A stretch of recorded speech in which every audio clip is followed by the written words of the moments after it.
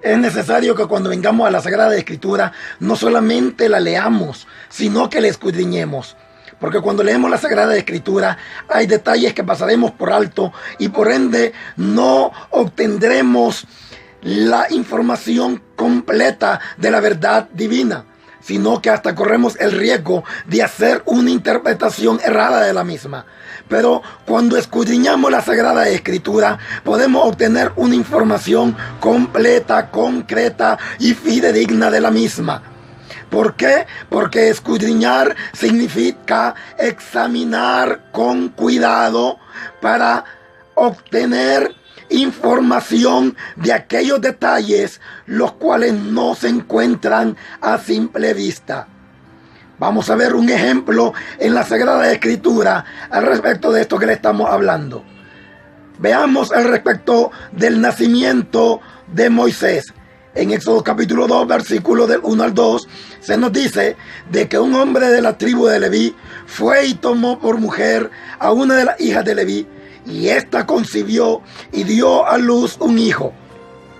Todos sabemos que ahí se está refiriendo a Moisés, pero al leer superficialmente ahí la Sagrada Escritura hay detalles que pasaremos por alto, y por ende creeremos que cuando Amram fue y tomó por mujer a Jocabed, esta inmediatamente quedó embarazada de Moisés, y que Moisés o fue el hijo unigénito o fue el hijo primogénito de ellos. Y esa información se obtiene de solamente leer Éxodo capítulo 2, versículo 1 y 2, porque eso es lo que entendemos cuando lo leemos. Pero cuando escudriñamos la Escritura, nos daremos cuenta que hay mucho detalle y mucha información que se están pasando por alto en Éxodo capítulo 2, versículo 1 y 2. Porque a la verdad, Moisés no fue hijo unigénito, ni siquiera fue el hijo primogénito. Pues al leer nosotros Números en el capítulo 26, versículo 59, nos daremos cuenta de que Aarón, Moisés y María fueron hermanos, hijos de una misma madre y de un mismo padre, de Jocabed y de Amram.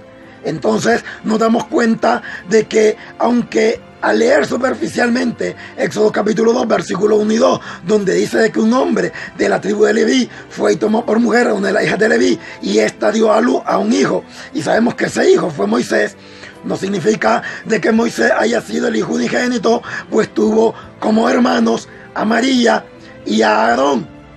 Pero al leer Éxodo capítulo 2, versículo 1 y 2, pareciera como que Moisés fue el primer hijo que ellos tuvieron. Pero esto no fue así.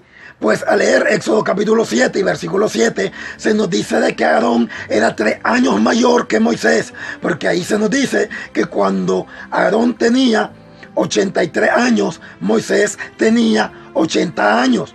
Quiere decir que cuando Moisés nació, Aarón ya tenía 3 años.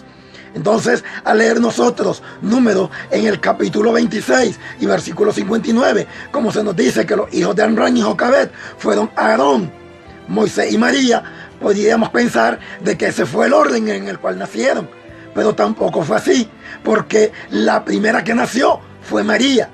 Porque al leer Éxodo capítulo 2 nos damos cuenta de que cuando nació Moisés, Aarón tenía ya 3 años. Pero dice Éxodo capítulo 2, versículo 4, de que cuando metieron en la canasta a Moisés y lo pusieron en el río, era la hermana la que lo estaba cuidando. Quiere decir de que esta hermana, la cual era María, ya tenía más de 3 años. Pues dice la Biblia, ahí mismo en Éxodo capítulo 2 y en el versículo 7, de que esta hermana de Moisés fue la que habló con la hija de Faraón y la que le propuso buscar una mujer de las hebreas para que amamantara al niño. Y en Éxodo capítulo 2, versículo 8, se le llama muchacha, se le llama doncella. Quiere decir de que la primera que nació fue María, el segundo que nació fue Aarón y el tercero que nació fue Moisés. Pero esta información concreta de la verdad divina solamente se obtiene escudriñando la Escritura. Pero cuando leemos la Escritura y al leer Éxodo capítulo 2, versículos 1 y 2, estos detalles pasan por alto. y entenderemos de que Moisés fue el primogénito, pero no fue así. ¿Ya vio por qué no hay que leer solamente la Escritura, sino escudriñarla? Porque al leer la Escritura no se obtiene una información completa de la verdad divina y se comete el error de interpretar mal la Escritura.